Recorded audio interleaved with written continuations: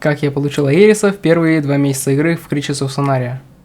Аерис – одно из самых дорогих существ в этой игре, что связано с его ограниченной доступностью к получению и передаче. По тем же причинам для большинства игроков он остается недосягаем, несмотря на то, как давно они начали играть в эту игру. Если вы видели мои предыдущие ролики, а я надеюсь нет, то вы знаете, что я начал играть не так уж давно, то есть во время летнего ивента. Аериса можно купить только у ютуберов официальных, где-то за 36 тысяч грибов, что опять же очень большая сумма. Ну и некоторые еще выигрывают в розыгрышах. Ну, конечно, я не такой везучий, да и к тому моменту я еще не успел погрузиться настолько в комьюнити этой игры и узнать, какие там есть ютуберы, это не так быстро происходит. Но как, собственно, накопил такую сумму за первые 2 месяца игры, да и откуда вот это. Об этом, собственно, и ролик. К его концу вы точно все поймете. Начнем сначала. В начале своего пути, точнее в первый день, я постепенно перешел с Бриквека, который дается на выбор в самом начале, на Белого Раптора, побегал, потом полетал на Перу, кстати, это очень классная штука. Потом очень долго играл за Хушайка, который и по сей день остается самым долговременным основным видом из тех, которые у меня были. Но тут в магазине ротации, или как он там по-русски называется, появился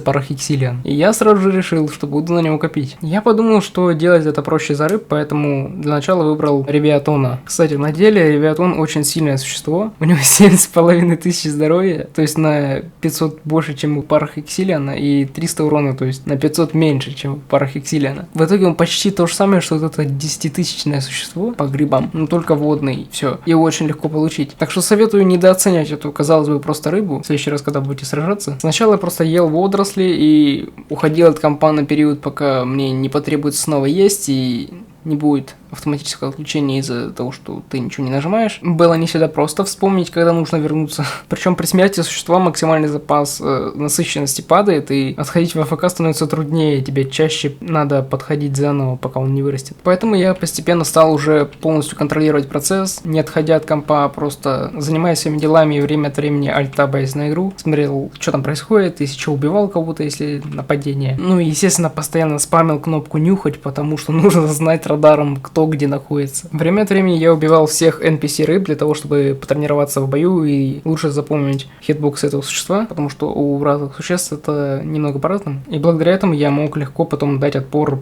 почти любому существу, потому что я был уже подготовлен. Кстати, вы знали, что игроки этой игры никогда не удержатся напасть на человека, который им покажется немножко АФК. Все люди в этой игре очень кровожадны, а также хотят наживы легкой. Имейте это в виду, хотя думаю, вы уже знали. Шли дни, а я постоянно рассчитывал на калькуляторе, сколько грибов будет копиться за такой-то период, сколько мне нужно проводить времени за этим делом, и когда наконец-то будет достигнута цель. И, кстати, да, перерыв на математику. Каждые 2 минуты вам дается 5 грибов, соответственно, можно упростить, сказать, что каждую минуту дается 2,5 гриба абстрактно. Отсюда следующие результаты, которые могут понадобиться вам для большого фарминга. 20 минут, это когда вы ушли в АФК и не вернулись до отключения, это 50 грибов, причем халявные, если вас не убили. Час это 150 грибов, 3 часа 20 минут это 500 грибов, и целая 1000 грибов это 6 часов 40 минут. Но грибы начисляются только когда ты в игре, и существо живое, то есть ты его контролируешь, ты не до конца уходишь от компа, и поэтому те самые 6 часов 40 минут могут на практике растянуться очень на много часов по достаточно простой причине. Ну, вас просто, не знаю, позовут куда-то, вы отойдете, вы потеряете там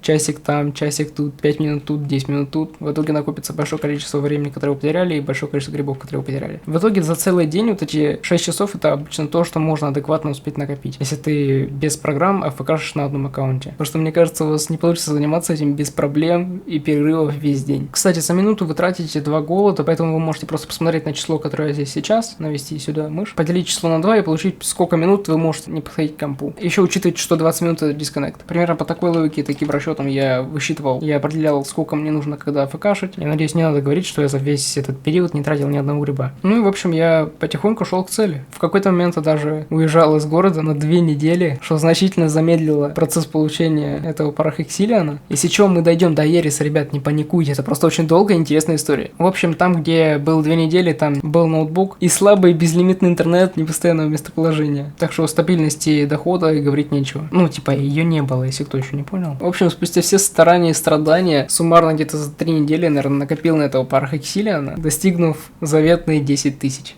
Если что, это записано через встроенную функцию Roblox, поэтому сорян за качество, оно ужасное, я знаю. Вскоре после этого я вернулся домой, да еще у меня как раз появился новый комп. Пожалуйста, никто не бейте меня за это, потому что я хотел комп новый, получше, много лет, это не убивайте, пожалуйста. В общем, после этого захватывающего приключения с 10 тысячами я понимал, что мне явно нужна какая-то передышка, но я очень хотел йота, который стоит где-то 13 тысяч примерно, а может и 16. Цены постоянно скачут. Но потому что я немного уже подзадолбался копить постоянно грибы, тратить на это день за днем, и отложил эту задачу на потом. Если что, тогда еще было лето, я рассказываю немножко с задержкой. Мне не было возможности записать этот ролик тогда, когда это было актуально. Да и в принципе история долгая, поэтому она завершилась-то как раз сама после завершения лета. Вернемся к теме. Я крайне не хотел снова сидеть и афкашить несколько недель подряд для того, чтобы всего лишь получить йота. Однако, я не помню, когда и как до этого додумался. Не то чтобы это что-то сверхъестественное. Но в общем, я в какой-то момент понял, что я могу запустить больше аккаунтов с этими ревиатонами и копить в 4 раза больше грибов. Но на этом моменте я столкнулся с первой технической проблемой. А их будет много. Мне нужно было запустить больше одного аккаунта. Но, как вы возможно знаете, если вы пробовали запускать 2 аккаунта, Roblox просто не даст этого сделать. Он выключит предыдущий и запустит новый. Я, конечно, знал, что там есть в интернете какая-то программа с красным интерфейсом, скрывающаяся в системный трей, якобы не вирус, но я что-то им не доверял. Я не знаю почему, но не доверял. Я немного поискал, как это можно сделать самому. К счастью, я наткнулся на открытый код, который открыл мне глаза на истину, как бы это не было каламбурно. Оказывается, при использовании нужных библиотек, ну в смысле без которых ни одна программа под винду не пишется, это просто естественная вещь, которую я хочу уточнить, такой функционал можно сделать одной строкой. Я даже ее сначала не заметил в оригинале и думал, что это какой-то почти пустой файл, а в прикрепленном собранном экзешнике человек просто распространяет какой-нибудь вирус. Но нет, оказывается, здесь просто слишком просто. И если вам интересно это проверить самим, то вы качаете Visual Studio, пишите эту строчку и любым образом по вашему желанию делайте так, чтобы она не закрывалась после этого действия, потому что если она закроется, то ее действие прекратится, и это, ну, в общем, штука перестанет работать. Я не до конца до сих пор понял, как устроены эти мьютексы, я изучу это чуть позже, я пока это отложил на потом. Ну, еще можно добавить пару каких-то декоративных мелочей, как, например, я скрыл программу в фоновый режим, дал ей какое-то название, чтобы видеть нормальные диспетчеры задач. Это уже декор, который каждый программист делает сам. Все. Если кто-то шарит, пожалуйста, не судите за то, что я включаю бесконечное ожидание, а потом еще и ввод одного символа. Я не был уверен, что значение infinite действительно бесконечное. Кто знает, вдруг это максимум инта или еще какая-нибудь фигня, вдруг там нет отдельного случая, обрабатываемого под infinite. Кстати, простите, пожалуйста, если будет слишком много упоминаний каких-то сложных тем, потому что в этом, в принципе, и суть, и отличительная черта этой истории. Я же не просто так Аериса получил. Этому предшествовало много интересных открытий и кодов. Таким образом, я мог теперь запускать множество аккаунтов на одном устройстве и получать в несколько раз больше грибов. То есть не 1000, а 4000. Я пошел в трейдмир спрашивать, есть ли у кого-то ревиатоны, потому что я был уверен, что это самый лучший способ для этих 4 аккаунтов. Если что, они всеядные, водоросли есть в легком доступе. Особенно в этом месте они сейчас менее заметны за то, что... Ёкаламэна. Сейчас эти водоросли менее заметны, потому что их обновили. Они теперь не как огромное жирное дерево, их тут труднее заметить. Но, в общем, тут есть своеобразная пещерка. Что? Что? В общем, в этой пещере я обычно как бы фкшил, тут были водоросли. Но я думал, почему бы не сделать это в 4 раза больше. Если что, из альтернатив был лисикос, который хищник, ему нужно было поэтому мясо. Под водой он хотел пить. И хоть вот где-то здесь было, как минимум, не знаю, есть ли сейчас место, где можно было попить почему-то.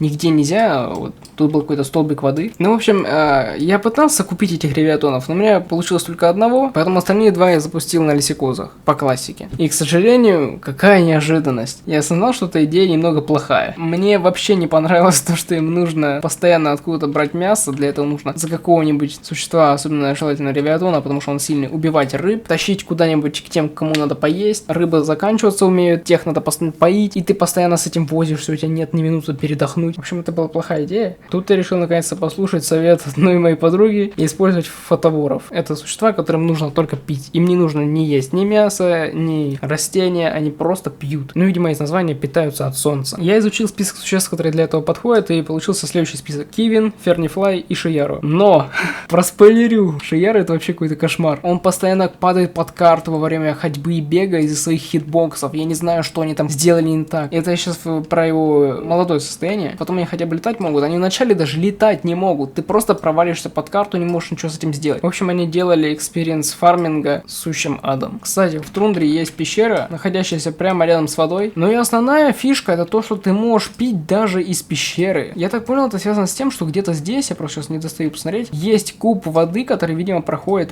по полу, и в итоге ты из пола можешь пить. Так работают хитбоксы воды для питья. Я не знаю, они так их сделали. Вообще про питьевой пол я узнал уже попозже. Изначально я просто ленился сбираться куда-нибудь наверх, чтобы меня не трогали. Потому что у меня сначала в списке существ еще были Ахалай, Лерачу. Они летать не умеют. Им нужно было сбираться по всем этим навороченным подъемам, чтобы оказаться рядом с остальными. Как бы это место еще работало после того, как этот ролик выйдет, если, не дай бог, он будет удачный. Не в смысле, не дай бог, но... Вы поняли. Также я сначала использовал Лерачу на основном аккаунте в качестве охранника, потому что чисто теоретически я так мог защитить остальные аккаунты от нападений. Я всех добавлял в пак, и поэтому не мог по ним попасть, если я буду на кого-то нападать. За исключением того, что все равно этот нулевой урон будет иногда попадать на твои аккаунты, и тот, кто действительно их сейчас бьет, по нему ты не попадешь. То есть ты будешь чередовать удары между нормальными ударами и пустыми, где ты просто не покалечил своих. Так что тема с паками не идеальна. Если что, Лерачу тоже очень сильные, они прям как ревиатоны, у них урон очень большой. В общем, я копил так по 4000 в день, пока не почувствовал. Мне нужно было больше мощи. И я создал еще 4 аккаунта. Да, я немного просто не удержался перед цифрами 8000 в день, как бы это много. Еще в первых выпусках я сказал. О, господи, сколько птиц, охренеть, как красиво, это очень классно. Блин, как же красиво все же выглядит. Темные аерусы. Но я так понимаю, что мне не светит в ближайшее время получить такое. Или же нет. Ну, естественно, тут появилась новая техническая проблема. У меня есть только один монитор, и на нем из-за ограничений то ли Роблокса, то ли самой Сонарии, я просто только в Сонарию пока играл, я не могу это определить. Можно поместить на одном мониторе нормально только 4 окна, а иначе они будут накладываться друг на друга, и ты не сможешь все видеть сразу и нормально между ними перемещаться. Капец, я розовый. Для удобства можно даже разместить их по четвертинкам экрана с помощью там нажатия на Win и стрелочки. Но только это только 4 аккаунта. Как мне поместить все 8? После небольшого брейншторма с тем же человеком я придумал сделать программу, которая поможет мне работать с всеми 8 окнами, как с 4. Идея была проста. Я привязываю одно окно к другому и по сочетанию клавиш могу быстро поменять их местами, кто из них сейчас на переднем плане. Таким образом я мог положить по 2 окна в каждую четвертинку, связать все пары и в итоге быстро менять одни 4 аккаунта на другие 4 аккаунта в плане на экране. Однако мне это делать пришлось на языке, который я минимально знаю, и это был C++. А также еще были библиотеки Windows API, которых я тоже не знаю, потому что с ними никогда не работал. В общем, изучать мне пришлось достаточно много, но спойлер у меня получилось. Ну хотя бы для этой задачи. На самом деле у меня до этого уже был кое-какой опыт работы с этим Windows API, ну или WinAPI, если кратко, то же самое. В общем, я уже работал с этим Windows API на питоне, но тогда у меня ничего не получилось, да и сам опыт был достаточно негативный. Но тут уже вина чисто питоновской версии, там все очень плохо. Если кто-то шарит, скажу так, там нет документации, ты не знаешь, какие методы существуют, какие нет. Все очень плохо. Как Java-программисту мне было больно на это смотреть. Но несмотря на это, у меня были уже какие-то общие представления благодаря этому. Да и в принципе я понимал, что из проектов, которые как-то связаны с функционалом для системы, это самое простое, что сейчас могу сделать, и понимал, что это вполне возможно. Там нету таких подзадач, которые я никак не знал, как делать. Все это я мог бы спокойно научиться. Таким образом, я приступил к изучению и разработке. В процессе я понял, как создать сочетание клавиш, как работать с мапами в этом языке. Частично понял из скопированным из интернета кускам, как работают итераторы. Вроде понял сложнейшую тему C++ указатели, а также узнал, что список здесь не лист, как во всех нормальных языках это переводится, а вектор. Причем лист тоже существует, но это вообще другая вещь. Ну типа, почему? В итоге я что-то смог все-таки разработать и запустить 8 аккаунтов с возможностью удобно ими управлять. На этом моменте, кстати, у меня стали заканчиваться уже цвета для разных контейнеров вкладок в браузере, которые я использовал для хранения всех аккаунтов в одном браузере, без дополнительной авторизации каждый раз в каждой из них. Если что, там официальное расширение от Firefox, вот это. В общем, не прошло и года, у меня уже хватало грибов на йота, как-никак 8000 в день. Если что, надо еще брать в расчет то, что у меня разработка занимала какое-то время. Какое-то время особо не играл, я просто курил. Ну так вот, я купил йота. Кстати, они очень классные. Как говорится, ревизор одобряет этот вид. Тут я уже начал красоваться этим йотом. Да и в принципе использовать, потому что мне он просто нравился. Охранника Лерачо я переместил на второй по старшинству аккаунт, и уже охранников по факту было двое. Хотя при нападении как бы я не мог с двух одновременно защищаться, и в итоге смысла было мало. Кстати, было парочка сражений, которые я не выиграл, но тут уж ничего не поделаешь. Как-никак я один, нападающих иногда много. Ну и я иногда туплю. Оно опять здесь! Кого я бью вообще? Почему я хожу, не слушается оно меня? К счастью, я чаще натыкался на игроков, которые либо просто проходили мимо, либо немного интересовались происходящим, и им такой: ребята, это все я. Добро пожаловать в список тех, кому я поломал психику, когда они увидели 8 аккаунтов одного человека в одном месте. Ну и некоторые иногда нападали безуспешно маленькими существами, их легко можно было убить, то есть какой-нибудь лисикос приходит или бриквек и начинает тебя бить, ну... Что ты делаешь? Быстренько убьешь. Тем временем вся эта картина в рабочем состоянии выглядела как-то так.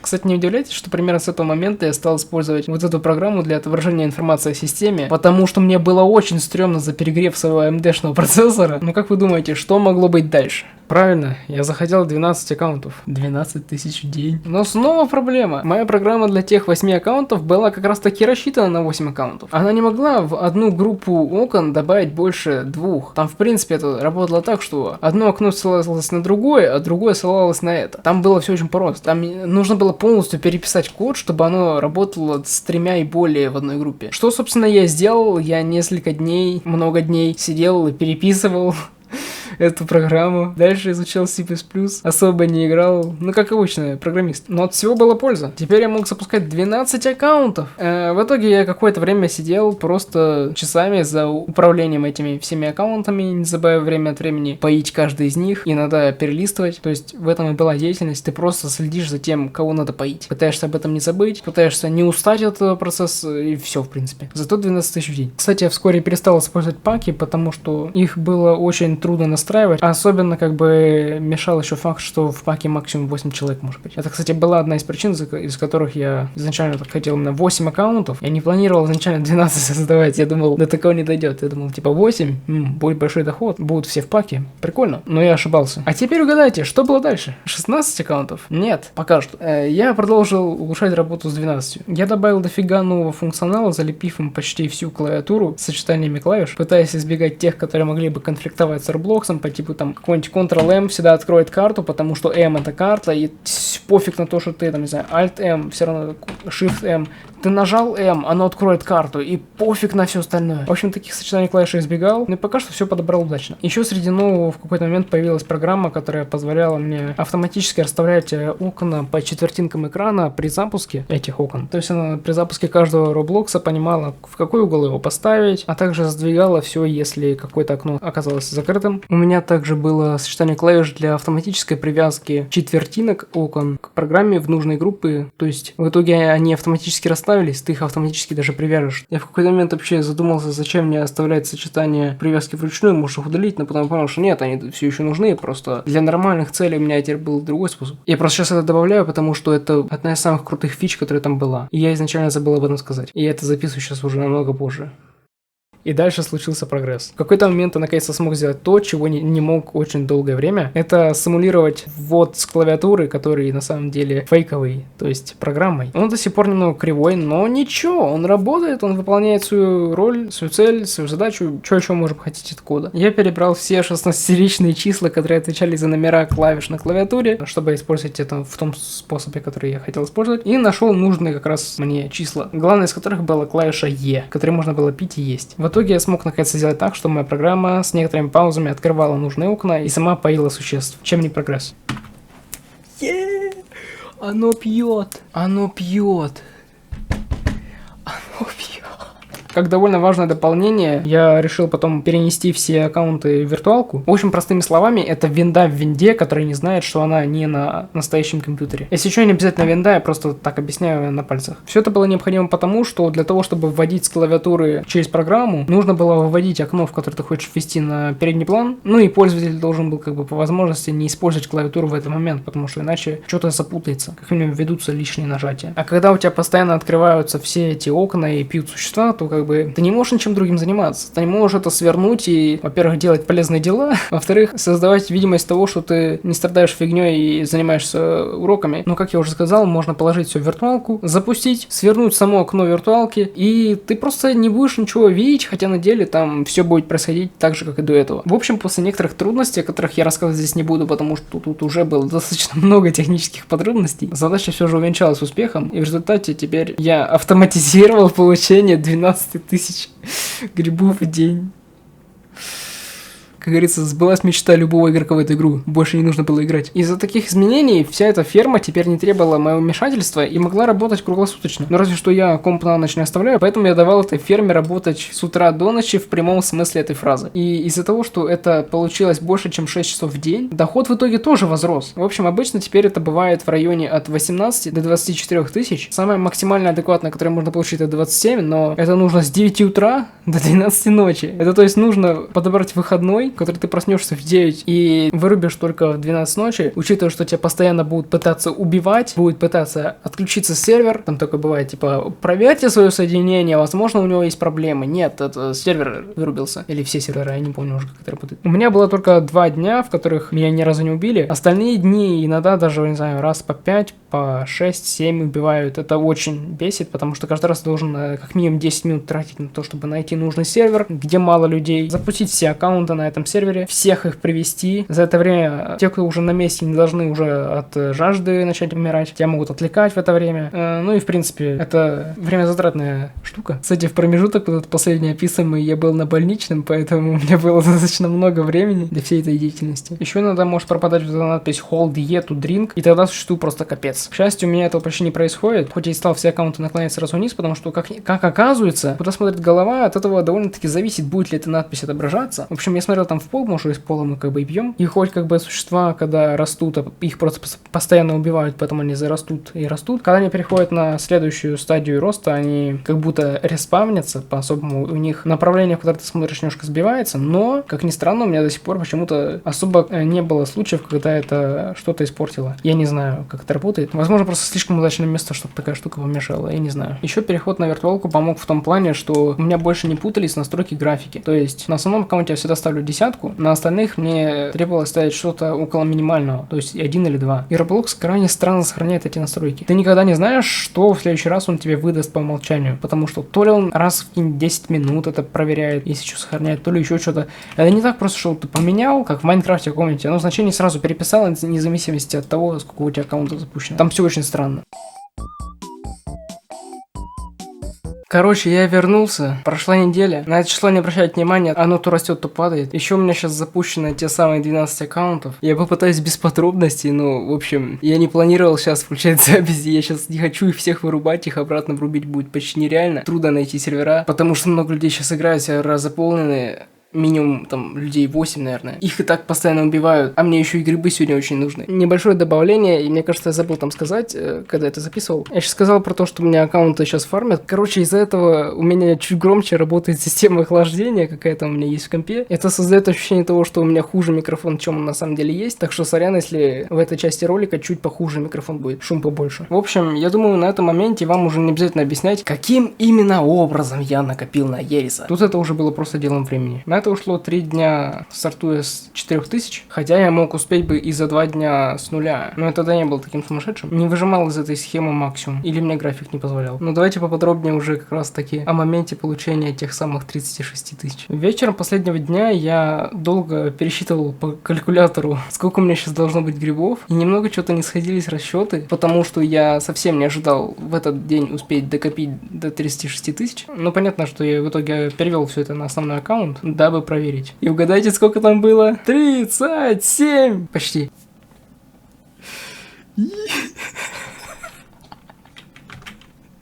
То, к чему я шел столько времени, ну, не то чтобы прям много, но учитывая, что я это делал днями подряд, с конца лета до какого-то относительного начала сентября, всякой такой фигней страдал. В общем, сами понимаете, это было незабываемое ощущение, когда у тебя в кошельке столько грибов, и когда это для тебя является новым рубежом, а не просто так, что, ну типа, сейчас-то я уже так не реагирую на те самые 36, потому что это уже было. Остался последний этап, поиск продавца. Как вы, наверное, уже поняли, айров могут продавать только ютуберы. Ну или если если обобщать, то контент-креаторы. Так что нужно было искать среди них кого-то, кто их продавал. Сначала я спросил у Харуки, ну то есть той подруги, не знает ли она каких-то таких контент-креаторов, но, к сожалению, из того списка почему-то все люди потеряли этот ранг. И я не знаю почему. Тут, конечно же, я пошел на YouTube искать таких людей, то, к сожалению, у меня как раз не было достаточно много в рекомендациях контента по Сонарии, поэтому это было еще труднее, чем кажется. Я просто уже писал в поисковик Creatures of Sonaria и пытался найти что-то из результатов, там даже русские были. Слишком популярно писать не сильно хотелось, потому что, во-первых, там была бы достаточно большая конкуренция среди покупателей, таких как я, потому что канал большой, такие же странные люди, как я, находят его довольно часто и предлагают купить. Соответственно, на меня просто этих аерисов не хватит.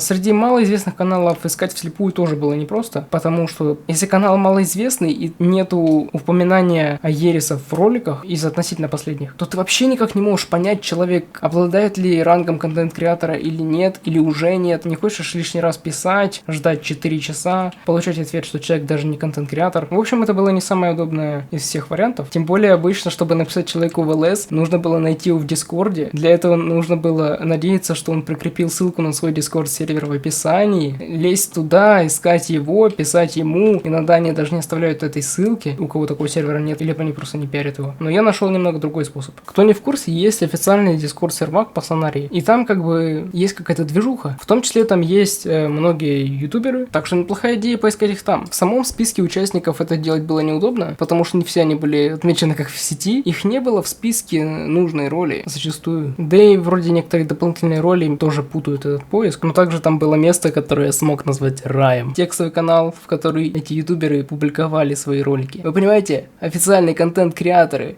которые активны, и ты быстро можешь перейти на их ЛС и написать лично. Я стал проходиться по этому списку, вижу какого-нибудь ютубера, захожу я на его канал, смотрю, что происходит там. Если что-то в моей голове говорит, что я хочу написать этому человеку и спросить этот вопрос, то я направляюсь к нему в ЛС и спрашиваю все нужные вещи, по типу, продаете ли вы аерисов, за сколько, есть ли они в наличии. Что не менее важно, ребят. Было немало тех, кто как раз таки ответил, что у них аеров сейчас просто нету. Некоторые сообщали это во второй день разговора по такой вот голубиной почте, а кто-то вообще не отвечал. Дисклеймер, я не пытаюсь кого-то осудить или оскорбить. Я просто говорю, что ситуация забавная и очень неоднозначна. Я думал еще, что надо накопить дополнительно где-нибудь 1004, чтобы заманить ютуберов, чтобы они побыстрее отвечали и побыстрее предлагали обмен. Это называется не взятка, а повышение цены купли-продажи. Надеюсь, сейчас не фигню сморозил, я не юрист. Как вы могли догадаться, индукцией, дедукцией, я нашел нужного человека в итоге. Может, как еще у меня был бы сейчас аерис. Переплата мне не пригодилась, человек сразу согласился на 36к. Я потом выяснил, что, возможно, можно было купить и подешевле, но мне все равно, я, в принципе, мог бы в теории накопить также за 2 дня еще раз. А я тогда был еще на больничном, поэтому мне как-то было почти что все равно на эти 2-4 тысячи, учитывая то, что я нашел сговорчивого человека. Я просто спросил, подходит ли цена 36? Он говорит, да. Он просто добавил меня в друзья, мы перешли в трейдмир и совершили транзакцию.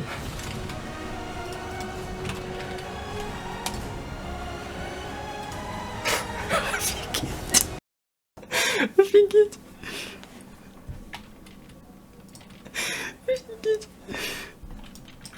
Офигеть. Возможно, он был немного удивлен, что и аериса покупал какой-то рандомный человек с стандартным роблоксовским скином. Ну, знаете, вот таким. Но он ничего не сказал, знаете, эти все англичане, они очень воспитанные, они никогда не скажут, что тут какой-то не такой, они очень политкорректны во всех аспектах. Почему это так странно прозвучало? В общем, да, оно совершилось. Мы пожелали друг другу удачи, как делают это все люди в очень доброжелательных, общительных странах, как я уже и говорил, где все здороваются, улыбаются, желают счастья и здоровья. И, наконец, я пошел осматривать свое приобретение. В общем, ощущения были непередаваемые. Это не самое выразительное слово, которое я мог использовать, но, опять же, я технарь. Вся эта картина выглядела немного неправильной и нереальной. Видеть аериса в своем списке видов, да еще и в самом его начале, это довольно необычное зрелище. Прям, реально, это ощущается как-то даже неправильно. Как будто только ютуберы этим должны обладать. Нет, по факту я тоже как бы являюсь ютубером, я там пытаюсь что-то делать на других каналах, да, я как бы знаю, как монтировать, но мы ж про других ютуберов, у которых что-то получилось в этой реальной жизни. В общем, я еще долго ходил по комнате и ржал. Для меня это нормально, если что. Во все особо радостные или нестандартные моменты. И еще я радовался, что я совершил обмен хотя бы утром, а не тем самым вечером. То есть на следующее утро после того, как накопил. Потому что, мне кажется, я просто потом не заснул. Ну и вот, собственно. Думаю, эта история потихоньку подходит к логическому концу. Моя история Айра. Возможно, кто-то уже захотел спросить, а что дальше было? Что ты делал с этим повседневным доходом в 20 тысяч? В названии сказано, как я получил Аериса. Соответственно, я предполагаю, что это было бы очень странно рассказывать дальше в этом же ролике, тем более он очень долгий получился, я уже знаю. Я не знаю, как я помещу этот в ролик хотя бы в 20 минут. Мне кажется, у меня не получится. Просто посмотрите, если там больше 20 минут, значит все плохо, я не справился. Так что в дальнейшем я расскажу уже в следующих роликах. Я думаю, это даже логично. А там, если что рассказать, есть что. Особенно потому, что запись этого ролика отложилась очень надолго, и как бы там уже события накопились и копятся до сих пор. Так что да, если вам что-то понравилось в этом ролике, или вы хотите видеть продолжение, или вы хотите скачать эти программы, то подпишитесь, пожалуйста, потому что, ребят, даже я не могу сейчас найти этот канал в поиске. Вы его просто на данный момент не найдете, если вы не подпишетесь. Я серьезно, я не шучу. Особенно если вы в России, у вас не грузятся аватарки, там все, там конец. В общем, буду рад, если вы оставите или лайк, или комментарий, или подпишитесь, потому что лайки и подписки, они сильно продвигают ролик. А я был бы очень рад, если бы этот ролик удался. Все-таки я старался. Ролик нифига не стандартный. Это не какой-то low effort, как обычно ютуберы по сценарию. Выживу ли я за это существо, которое вышло день назад? Ну понятно, что... Не. Могу ли я выжить? Ну понятно, что ты можешь, потому что невозможно не умочь. Короче, меня просто бомбит с этих роликов. А это делают большинство больших ютуберов здесь. Это про лайки и подписки. А комменты, соответственно, как вы понимаете, мне просто будет очень приятно что-то почитать, что вы можете сказать по этому поводу всему. Как говорится, буду рад пообщаться. Мне почти никогда нигде никто не писал комменты. Меня всегда все игнорируют. В этом плане, пожалуйста, если что, если вы хотите что-то сказать, напишите, я прочитаю. И, естественно, даже отвечу. И да, я планирую опубликовать все программы в описании под одним роликом,